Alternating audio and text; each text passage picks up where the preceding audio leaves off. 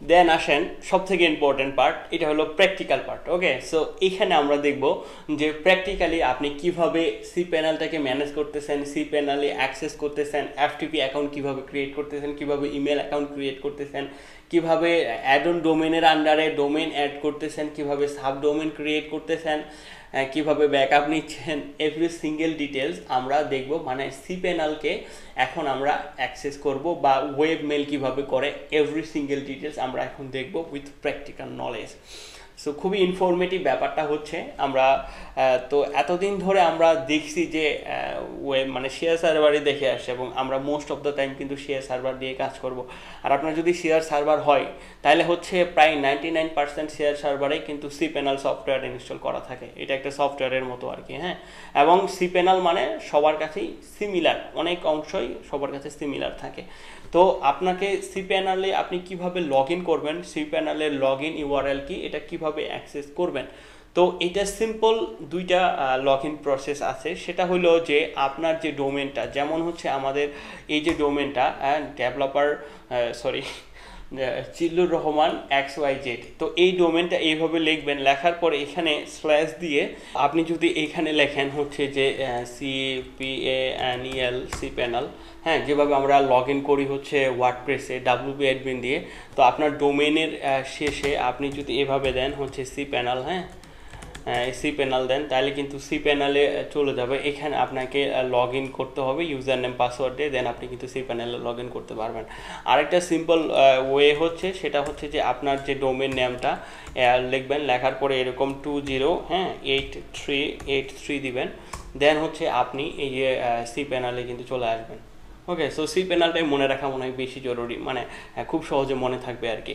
তো এইভাবে কিন্তু আমরা সি প্যানেলে চলে আসতে পারি। তো এখানে লগ ইন করার মাধ্যমে আপনি কিন্তু সি প্যানেলে লগ ইন হয়ে যাবেন। ওকে, সো এখানে লগ ইন করার মাধ্যমে লগ ইন হয়ে যাবেন। আর আমি হচ্ছে দেখাই যে হোস্ট মাইট থেকে আপনারা যদি হোস্টিং কিনেন তাহলে কিভাবে লগ ইন করবেন, হোস্ট মাইটে লগ ইন মানে কিভাবে সি প্যানেলে যাবেন, ওইটা হলো ইউজার নেম পাসওয়ার্ড হইলে কিন্তু আপনি ডাইরেক্টলি লগ ইন করতে পারতেছেন। আর হোস্ট মাইট থেকে হচ্ছে লগ ইন করতে চাইলে হোস্ট মাইটে যাওয়ার পরে লগ ইন থেকে আপনার লগ ইন করার পরে দেন আপনি কিন্তু সি প্যানেলে যেতে পারবেন। সো হচ্ছে আমি যেটা করি যে লগ ইন করি, লগ ইন মানে আমার সি প্যানেলের ইউজার নেম পাসওয়ার্ড মনে নাই, দেন হচ্ছে লগ ইন করি, দেন হচ্ছে এইখান থেকে গেলে আমাকে এটা মনে রাখতে হবে না আর কি। দেন আমরা যদি এই যে এইখানে ক্লিক করি, হ্যাঁ, দেন হচ্ছে আমরা একটা পেজে আসবো, একটা পেজ থেকে আমরা হচ্ছে এই যে log in to C panel, এখান থেকে আমরা সি প্যানেলে লগ ইন করতে পারবো। সো এইটা আমরা এখন সি প্যানেলকে অ্যাক্সেস মানে সি প্যানেলকে এক্সপ্লোর করব। তো সি প্যানেলে আপনারা যদি আসেন তো এইরকম দেখাবে এইখানে মোটামুটি সব জিনিসগুলো। আর এর পরবর্তী ভিডিওতে আমি হচ্ছে দেখাবো আপনাদেরকে যে কিভাবে আপনারা একটা ডোমেন কিনবেন, একটা হোস্টিং কিনবেন এবং ওই ডোমেনের সাথে ওই হোস্টিংকে কিভাবে কানেক্ট করবেন এবং ওইখানে আপনি কিভাবে ওয়েবসাইট ইনস্টল করবেন বা ওয়ার্ডপ্রেস ইনস্টল করবেন। সো এই প্রসেসটা আমরা পার্ট 2তে দেখব। আর এইখানে যেটা দেখতেছি এই টোটাল ব্যাপারগুলো তো এক্সপ্লোর করতেছি। তো এইখানে দেখেন সুন্দর করে সাজানো আছে। ইমেলের জন্য হলো এই জিনিসগুলো, এখান থেকে আপনি ইমেল ক্রিয়েট করতে পারবেন। আর এখানে হলো বিলিং এবং সাপোর্টের জন্য এই জিনিসগুলো, এখান থেকে সাপোর্ট টিকিট থেকে শুরু করে অন্যান্য জিনিসগুলো করতে পারবেন। আর এখানে হলো ফাইল, এখান থেকে আপনি ফাইল এবং ওয়েব ডিস্ক কোথায় কি হচ্ছে না হচ্ছে ব্যাকআপ থেকে শুরু করে এই ব্যাপারগুলো করতে পারবেন। এখানে এফটিপি অ্যাকাউন্ট ক্রিয়েট করতে পারবেন। আর এখান থেকে হলো ডাটাবেজের ব্যাপার, ডাটাবেজ ক্রিয়েট করতে পারতেছেন। এখান থেকে domain, add-on domain, sub domain, এই ব্যাপারগুলো আপনারা এখানে করতে পারবেন। আর এখানে হচ্ছে মোটামুটি এখানে আপনারা ব্যান্ডউইথ বা এই ব্যাপারগুলো কিন্তু দেখতে পারতেছেন, মনিটরিং এখানে করতে পারতেছেন। আর সিকিউরিটির ব্যাপার এগুলো আসলে আমাদের অ্যাজ ইউজুয়াল অতটা লাগে না। আর সফটওয়্যারের আন্ডারে আমরা এখানে কিন্তু সফটওয়্যার মানে অন্যান্য যে ওয়ার্ডপ্রেসের মতো যে আরও অন্যান্য সফটওয়্যারগুলো আছে সেগুলো কিন্তু এখানে সেট আপ করতে পারবো এবং এটার অপশনগুলো কিন্তু আমরা এক্সপ্লোর করতে পারবো এখান থেকে। আর এই জিনিসগুলো আমাদের এতটা বেশি লাগে না আর কি। ওকে, তো প্রথমে আপনি যদি বলেন যে ভাই আমি কিভাবে ওয়েব ইমেল তৈরি করব, আমার ডোমেনটা হচ্ছে এরকম যে JILLURRAHMAN.XYZ, তো আমি এটার আন্ডারে কিভাবে ওয়েব মেল ক্রিয়েট করব। আমি তো অনেক শুনছি ওয়েব মেল এটা সেটা। তো ওয়েব মেল ক্রিয়েট করার জন্য আপনাকে এখানে জাস্ট যেতে হবে সি প্যানেলের ভিতরে ইমেল অ্যাকাউন্ট। তো এখান থেকে আপনি কিন্তু এই যে ক্রিয়েট দিয়ে ক্লিক করার পরে আপনি কিন্তু এখানে আপনার ডোমেন সিলেক্ট করার মাধ্যমে আপনি কিন্তু সুন্দর করে অ্যাকাউন্ট মানে ওয়েব মেল ক্রিয়েট করতে পারবেন। তো আমি যদি এখানে দিই যে ইনফো বা হচ্ছে এই যে ইনফো, এইভাবে তো ওয়েব মেলগুলো হয় না। আর যেভাবে আমরা ইয়ে করি যে হচ্ছে developerjillur@gmail.com। তো gmail.com এটা কিন্তু জিমেলের একটা হলো ডোমেন, হ্যাঁ। তো আপনি কিন্তু যখন ওয়েব মেল ক্রিয়েট করতে যাবেন আপনার ডোমেনের আন্ডারে, তো এটা কিন্তু অ্যাজ লাইক অ্যাজ ইমেলের মতোই কাজ করবে, এবং আপনি cPanel-এর মাধ্যমে ওয়েব মেলে লগ ইন করার মাধ্যমে ওই মেলগুলোকে চেক করতে পারবেন, এক্সপ্লোর করতে পারবেন, ওইটা দিয়ে কাউকে ইমেল পাঠাতে পারবেন, কারো ইমেল নিতে পারবেন। তো ওই ডোমেনটে ওই ইমেলটার নামটা হবে এরকম, আপনার ডোমেন নেমটা থাকবে @ পরে আপনার ডোমেন নেমটা থাকবে, এর আগে আপনি ইচ্ছা মতো যে কোনো কিছু ইউজ করতে পারেন। তো আমি যদি একটা ইমেল অ্যাকাউন্ট ক্রিয়েট করি আমার ডোমেনের আন্ডারে, তো ইনফো এইভাবে থাকলো @ আমার এই যে ডোমেন নেমটা, তো এটা হলো আমার ইমেল নেম হবে। তো আমি এখানে একটা পাসওয়ার্ড দেবো, তো এই যে এরকম একটা পাসওয়ার্ড দেবো। এইখানে আপনি যে এইভাবে পাসওয়ার্ড দিতে পারেন, এটা আসলে এইভাবে ক্রিয়েট করলে আমরা হচ্ছে এই যে এখান থেকে করলাম। আর এখান থেকে হচ্ছে আমরা যদি হচ্ছে চেক ইমেলে ক্লিক করি, তো আমরা কিন্তু এখানে লগ ইন করতে পারবো। লগ ইন করে আমরা কিন্তু ইমেল অ্যাকাউন্টে লগ ইন করতে পারবো। ওকে, সো একটু ওয়েট করতে হবে লগ ইন করার জন্য। আমরা যেটা করলাম যে কি একটা ইমেল এখানে ক্রিয়েট করলাম, এখান থেকে হচ্ছে আমরা চেক করতে পারবো, এখান থেকে আপনি ম্যানেজ করতে পারবেন। ওকে, সো আপনাকে হচ্ছে একটু ওয়েট করতে হবে। আমরা যদি আরেকবার ক্লিক করি এখানে, তো এইটা অটোমেটিক লগ ইন হয়ে আপনাকে এই যে এখানে আসবে।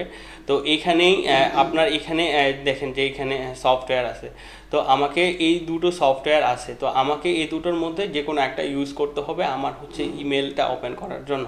তো আমি যদি ওপেন দেই, হ্যাঁ, এই যে ওপেন দেই, এই যে রাউন্ড কিউব এই সফটওয়্যারটা দিয়ে যদি আমি চাই যে আমার জিমেলটা ওপেন করি, বা আপনি চাইলে এই নিচের এই সফটওয়্যারটা দিয়ে করতে পারেন। সো এইখানে দিলেই আপনি হচ্ছে এই যে চলে আসলেন এইখানে, হ্যাঁ। তো দেখছেন আপনি এই যে এখানে এই যে এখান থেকে কম্পোজের মাধ্যমে আপনি ইমেল যে কাউকে করতে পারবেন, ইনবক্সে এই যে সব জিনিসগুলো এখানে আপনি পাচ্ছেন। তো ইমেলটা আপনি ফরওয়ার্ড করে রাখতে পারেন আপনার জিমেলের সাথে, বা আপনি অন্য কোনো সফটওয়্যারে এটা কিন্তু লগ ইন কানেক্ট করে রাখতে পারেন। এইভাবে আপনি কিন্তু মেলগুলোকে অ্যাক্সেস করতে পারবেন। আরেকটা জিনিস আমি বলে দিই যে শর্টকাটে মেলগুলোকে কিভাবে অ্যাক্সেস করবেন। তো সেই ক্ষেত্রে আপনাকে হচ্ছে যে ডোমেন নেম লিখতে হবে না, তারপরে দিতে হবে ওয়েব মেল। ওয়েব মেল দিলেই আপনি কিন্তু ওই যে ওয়েব মেলে লগ ইন পেজে রিডাইরেক্ট হয়ে যাবেন। ওইখানে আপনাকে এই যে ইমেলের যে ইউজার নেম এটা, আর আপনাকে ইমেলের পাসওয়ার্ড দিতে হবে। দেন যেভাবে এই যে এটা হলো ইউজার নেম, আর এখন যে আমরা পাসওয়ার্ডটা দিয়ে ইমেলটা ক্রিয়েট করলাম, এই পাসওয়ার্ড দেওয়ার মাধ্যমে খুব সহজে আপনি ইমেলটাকে অ্যাক্সেস করতে পারবেন। তো সেই ক্ষেত্রে আপনাকে cPanel-এর পাসওয়ার্ডও জানতে হবে না, বা cPanel-এ লগ ইন করে আবার এখান থেকে লগ ইনও করতে হবে না। খুব সহজে এইভাবে কিন্তু আমরা ওয়েব মেলগুলোকে অ্যাক্সেস করতে পারি। তো বিভিন্ন কোম্পানির আন্ডারে, বা আপনারা যদি 4-5 জন টিম হয়ে একটা ওয়েবসাইট বানান, তো তখন আপনারা কিন্তু এইভাবে সবার নাম দিয়ে ওয়েব মেল ক্রিয়েট করতে পারেন, আর এইভাবে তখন আপনারা cPanel-এ লগ ইন ছাড়াই ওয়েব মেলগুলোকে অ্যাক্সেস করতে পারেন। আশা করা যায় ওয়েব মেল সম্পর্কে আমাদের মোটামুটি সব কিছু ক্লিয়ার, হ্যাঁ, একটা ক্লিয়ার কনসেপ্ট চলে আসে। আমরা যদি আবার cPanel-এ ব্যাক করি, সো এখানে ইমেল ফরওয়ার্ড থেকে ইমেল রাউটিং, অটো রেসপন্স, এখানে আরও অনেক জিনিসপত্র আছে, আপনারা এখান থেকে একটা একটা করে দেখে নিতে পারেন। বাট এগুলো আমাদের অত বেশি নিডেড না। আমাদের যেটা ব্যাপার, এখান থেকে ইমেল এখন আমরা ক্রিয়েট করতে পারি, এই জিনিসগুলো দেখলে হবে। আর এখানে এইভাবে আমরা ওয়েব মেলে, আমরা যদি আমার ডোমেনের নেম /ওয়েব মেল লিখি, তাহলে কিন্তু আমরা ওয়েব মেলে লগ ইন করে আমরা ওয়েব মেলগুলো চেক করতে পারবো। সো এটা এভাবে কিন্তু আমরা কাজগুলো করতে পারবো। আর এটা আমাদের আসলে দরকার পড়ে না। সব থেকে যেটা দরকারি হচ্ছে এই যে দেখেন যে ফাইলস, হ্যাঁ, ফাইলস, তারপরে আর FTP অ্যাকাউন্ট। আপনি চাইলে আপনার যখন হোস্টিংয়ের ব্যাকআপ করে রাখতে পারেন, ব্যাকআপ একবারে ডাউনলোড করতে পারেন। তো আমরা যদি দেখি যে ফাইলের আন্ডারে ফাইল ম্যানেজার, তো আমরা যেভাবে অ্যাক্সেস করতাম, যেভাবে আমরা লোকাল হোস্টে htdocs-এর আন্ডারে অ্যাক্সেস করতাম, তো এইখানেও আমাদের ওই রকমই ফাইল ম্যানেজার আছে, এবং আমরা ওইখানেও অ্যাক্সেস করতে পারি। তো ফাইল ম্যানেজার হচ্ছে ওই যে ফোল্ডারটা আপনি যখন হোস্টিং কিনলেন, ওইখানে যে আপনাকে যে ফোল্ডারটা দেওয়া হইলো, ওই ফোল্ডারের রুট ফোল্ডারে আপনি যে কোনো ফাইল রাখেন না কেন, ওই ফাইলটা আপনার ডোমেনের সাথে কানেক্ট হয়ে যাবে। আপনি যদি আপনার কম্পিউটারে ডোমেনটা রান করেন, যেমন আমি যদি এখানে LFWF একাডেমি দিই, তো দেখবেন যে ওয়েবসাইট ওপেন হলো। এই যে ওয়েবসাইটটা ওপেন হলো, এই যে আপনার index.html ফাইলটা যে ওপেন হইলো, এটা কিন্তু রুট ফোল্ডার থেকে ওপেন হইলো। ওকে, সো এই রুট ফোল্ডারটাকে আমরা অ্যাক্সেস করতে পারবো হচ্ছে ফাইল ম্যানেজার দিয়ে। বুঝতে পারছেন? তো আমরা যেটা করব, এটাতে লগ ইন করার জন্য যেটা করব, এইখান থেকে ফাইল ম্যানেজার ক্লিক করে ফাইল ম্যানেজার আসতে পারবো। বা হচ্ছে আমরা যেটা করতে পারি সেটা হচ্ছে এই যে ফাইল যদি লিখে সার্চ দেই, হ্যাঁ, এখানে সার্চ দিলেই, বা হচ্ছে FTP লিখে সার্চ দেন, বা হচ্ছে আপনি যদি ইমেল লিখে সার্চ দেন, ইমেল, হ্যাঁ, এই যে ইমেল, তারপরে হচ্ছে ডাটাবেস, এই যে আপনারা কিন্তু সব কিন্তু হাতের কাছে পেয়ে যাচ্ছেন। হ্যাঁ, তো আমরা এই যে ফাইল ম্যানেজারে আসলাম, এই যে দেখেন ফাইল ম্যানেজারে আসছে। তো আমাদের পাবলিক ইউআরএল কোনটা? পাবলিক ইউআরএল হচ্ছে এই যে দেখেন পাবলিক রুট হচ্ছে এই যে এটা। হ্যাঁ, তো এই যে পাবলিক আন্ডারস্কোর HTML, আপনি যদি cPanel ইউজ করেন তাহলে আপনার এই যে পাবলিক আন্ডারস্কোর HTML হলো আপনার রুট ফোল্ডার। এখানে আপনি বিভিন্ন ফোল্ডার ক্রিয়েট করার মাধ্যমে সাব ডিরেক্টরি বলে এটাকে, আপনি যদি এই যে ম্যান রুটের ভিতরে আপনি যদি হচ্ছে আরেকটা ডিরেক্টরি বা আরেকটা ফোল্ডার ক্রিয়েট করে ওয়ার্ডপ্রেস ইনস্টল করেন তখন ওটাকে বলে হচ্ছে সাব ডিরেক্টরি, সাব ডোমেন না, সাব ডিরেক্টরি। ওকে, তো এইভাবে সাব ডিরেক্টরি করার মাধ্যমে আপনি একটা মানে যেভাবে আমরা লোকাল হোস্টে ইনস্টল করি একটা হোস্টিংয়ের আন্ডারে কয়েকটা ওয়ার্ডপ্রেস ইনস্টল করতে পারবেন। সো এইখানে আপনি যা ফাইলে রাখেন না কেন প্রথমে আপনি আপনার ডোমেনটা ওপেন করলেই এই ফাইলটাই আপনি পাবেন। তো এইখানে আপনি ফাইল ডিলিট থেকে শুরু করে নতুন ফোল্ডার, নতুন ফাইল ক্রিয়েট করা, এখান থেকে হচ্ছে নতুন ফোল্ডার ক্রিয়েট করা, কোনো ফাইলকে কপি, মুভ, আপলোড, এখান থেকে আপনি কোনো ফাইল আপলোড করতে পারবেন। তারপরে এখান থেকে কোনো ফাইলকে ডিলিট করে দিতে পারবেন, রিনেম, এখান থেকে পারমিশন চেঞ্জ করতে পারবেন। রিড রাইট মানে হচ্ছে কেউ শুধু রিড করতে পারবে, সে হচ্ছে রিডও করতে পারবে, ওখানে কিছু লিখতেও পারবে, সে এক্সট্রাকও করতে পারবে। এই ধরনের পারমিশনগুলো আপনারা হচ্ছে এখান থেকে দিতে পারবেন। বা হচ্ছে এখানে আমরা রাইট বাটন ক্লিক করলেও এই ফিচারগুলো আমরা এখানে পাবো। তো মোটামুটি আমরা আমাদের কম্পিউটারে যা যা করতে পারি সব কিছুই কিন্তু এখানে করা যায়। এখান থেকে আবার এই যে কোনো ফাইলকে ডিলিট করা যায়, এখান থেকে আবার আমার ট্রাস্ট কি আছে না আছে ট্রাস্ট দেখা যায়।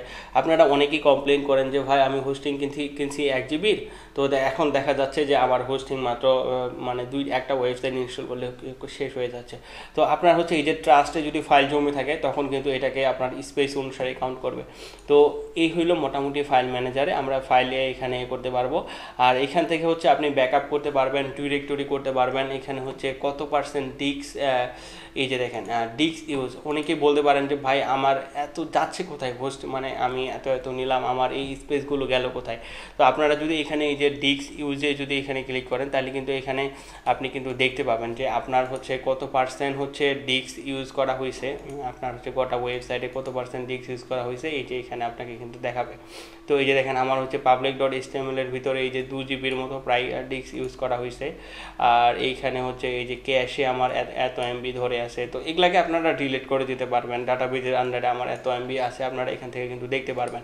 ওকে, সো আমরা যদি আবার একটু ব্যাক করি, তো এই ছিল মোটামুটি আমার ব্যাপার স্যাপার। তারপরে আসেন যে এফটিপি অ্যাকাউন্ট। এফটিপি আমি অনেকবারই কিন্তু বলছি, কিন্তু এটা নিয়ে কিন্তু আমরা এখন পর্যন্ত ডিটেলসে কিন্তু দেখি নাই।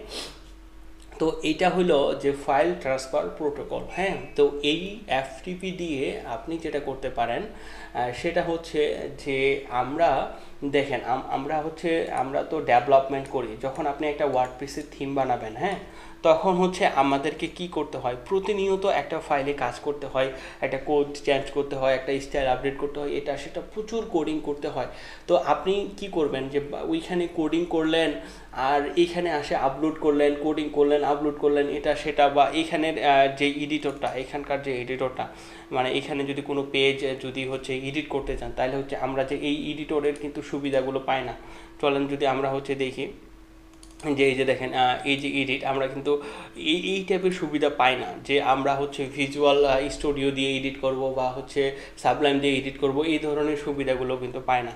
তো আমরা আসলে এই কাজগুলো করতে পারবো কিভাবে, যে সুন্দরভাবে আমরা আমাদের কম্পিউটারে কাজ করব, অটোমেটিক যাই ওখানে আপলোড হয়ে যাবে, এটা একটা সুবিধা পাই এফটিপির আন্ডারে। হ্যাঁ, তো এফটিপি হলো ফাইল ট্রান্সফার প্রোটোকল। এইটার মাধ্যমে আমরা খুব সহজে আমরা এখানে একটা ফাইল যে কোনো জায়গা থেকে বা যে কোনো ইয়ার মাধ্যমে, একটা সফটওয়্যারের মাধ্যমে আমরা খুব সহজে ট্রান্সফার করে দিতে পারবো ফাইল ম্যানেজারে বা আমাদের সার্ভারে।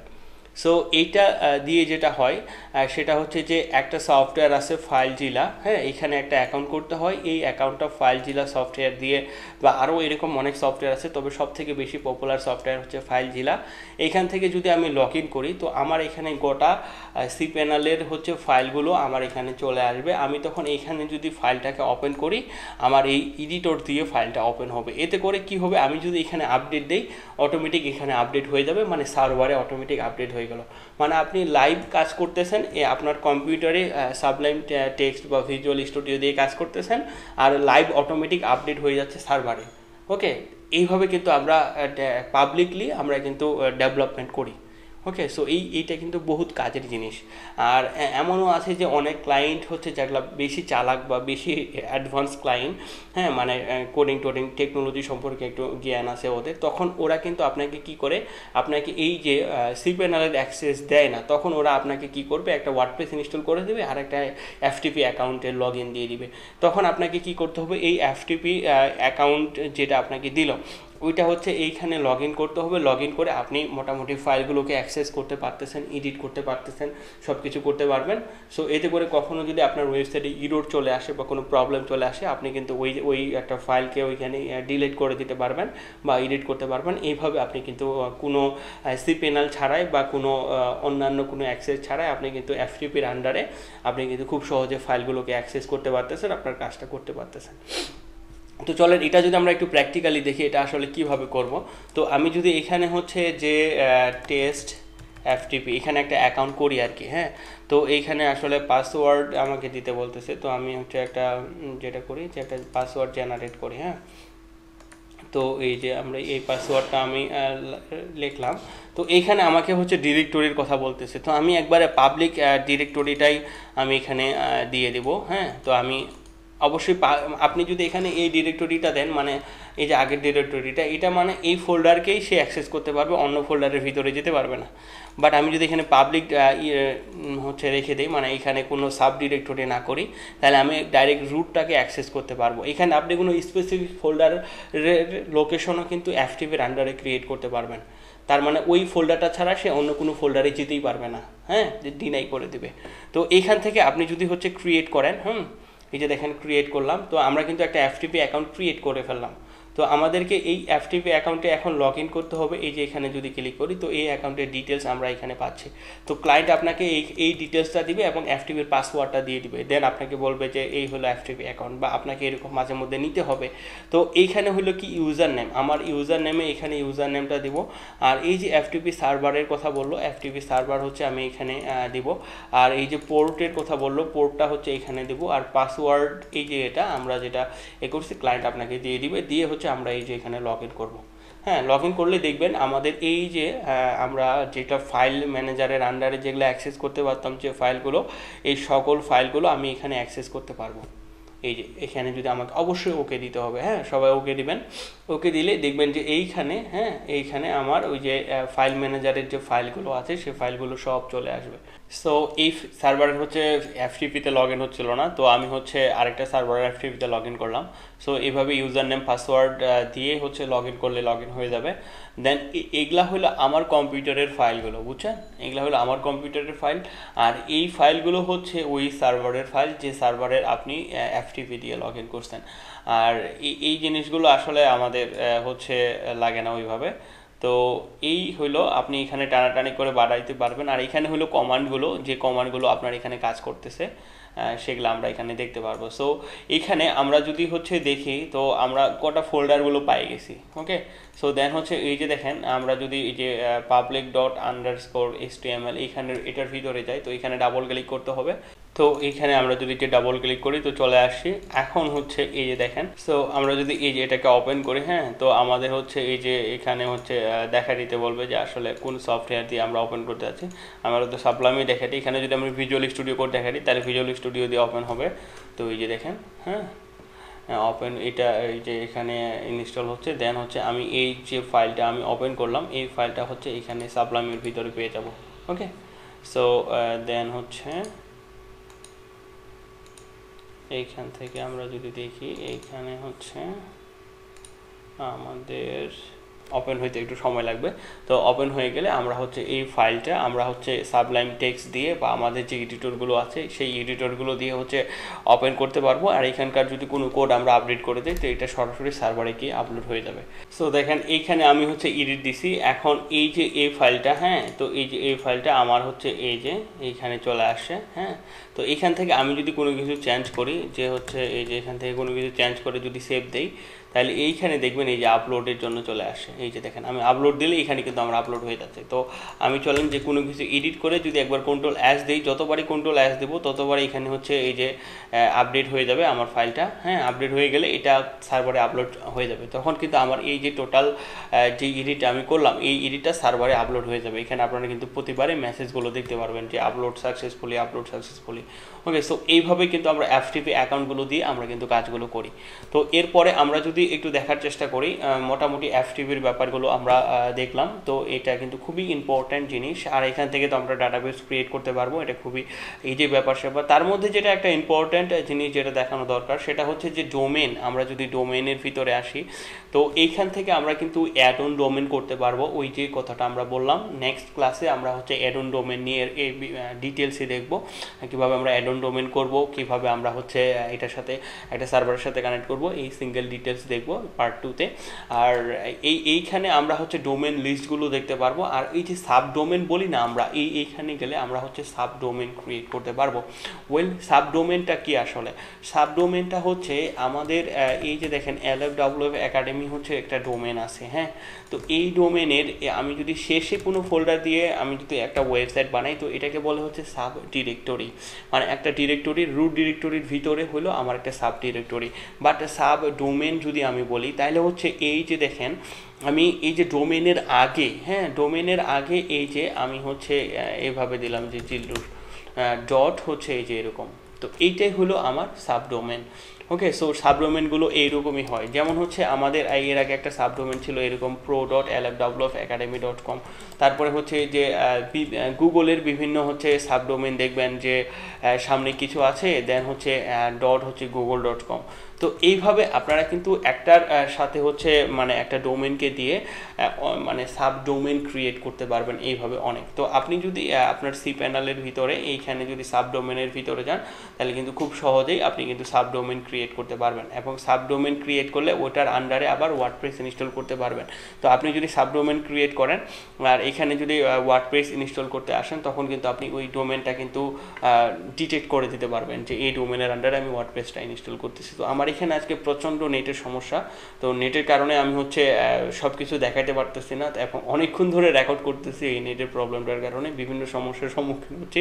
ইতিমধ্যে ক্যামেরার চার্জও কিন্তু শেষ হয়ে গেছে। তো আজকের এই ওভারঅল ক্লাসে আমরা কিন্তু অনেক বেশি ইম্পর্ট্যান্ট টপিকগুলো নিয়ে কথা বললাম, এবং এগুলো কিন্তু প্রচুর ইম্পর্ট্যান্ট টপিক আমাদের একটা ক্লায়েন্টের কাজ সম্পূর্ণভাবে করার জন্য, ডেলিভারি করার জন্য। কারণ একটা ক্লায়েন্টের কাজ আপনাকে সার্ভারেই করতে হয়, কারণ সার্ভার ক্লায়েন্ট একটা কাজ দিল আপনাকে, তখন আপনাকে একটা ডোমেন হোস্টিং ক্লায়েন্টই প্রোভাইড করে দেয়। অবশ্যই ক্লায়েন্টের কাছ থেকে ডোমেন হোস্টিংটা নেবেন, এই রিস্কটা কখনো নেবেন না যে ক্লায়েন্টকে বলবেন যে আমি নিজেই ডোমেন হোস্টিং কিনে তারপরে দিচ্ছি। কারণ কখনো ভুল ক্রমে যদি আপনি একটা ডোমেন হোস্টিং কিনে ফেলেন, ক্লায়েন্ট যদি ওই কাজটা আপনার না ডেলিভারি নেয় বা পছন্দ যদি না হয়, তো আপনার তো একটা লস হইলেও ওই দিক ক্লায়েন্ট আপনার কাজটা নিল না, আবার তার উপরে আরেকটা এক্সট্রা লস হচ্ছে যে আপনি ডোমেন হোস্টিং আপনি ক্লায়েন্টকে কিনে দিয়েছিলেন, তখন কিন্তু ক্লায়েন্ট আপনাকে এই টাকাটা আবার দেবে না।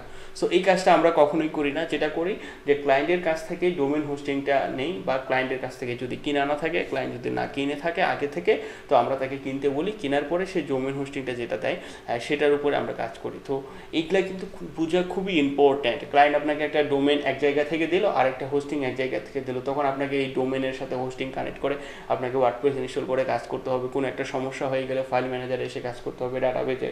এই যে ব্যাপারগুলো, এগুলো কিন্তু আমাদের খুবই ইম্পর্ট্যান্ট একটা ব্যাপার। সো আপনারা এই বিষয়গুলোকে কখনোই ইগনোর করে যাবেন না। অবশ্যই এই বিষয়গুলো নিয়ে আরও ডিপ বোঝার চেষ্টা করবেন, জানার চেষ্টা করবেন যে এই বিষয়গুলো কীভাবে কাজ করে, এবং অবশ্যই প্র্যাকটিস করবেন। যাদের হোস্টিং আছে তারা অবশ্যই প্র্যাকটিস করবেন, এবং অনেক ফ্রি হোস্টিংও পাওয়া যায়, সেগুলা নিয়ে যারা হোস্টিং কিনে না ইতিমধ্যে, সেগুলা নিয়ে কিন্তু প্র্যাকটিস করতে পারেন। সো আজকের ক্লাসটা এই পর্যন্তই।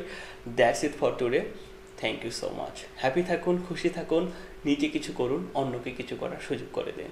আসসালামু আলাইকুম সবাইকে। Tell me about the application. Is that able to solve all the problems? Yes.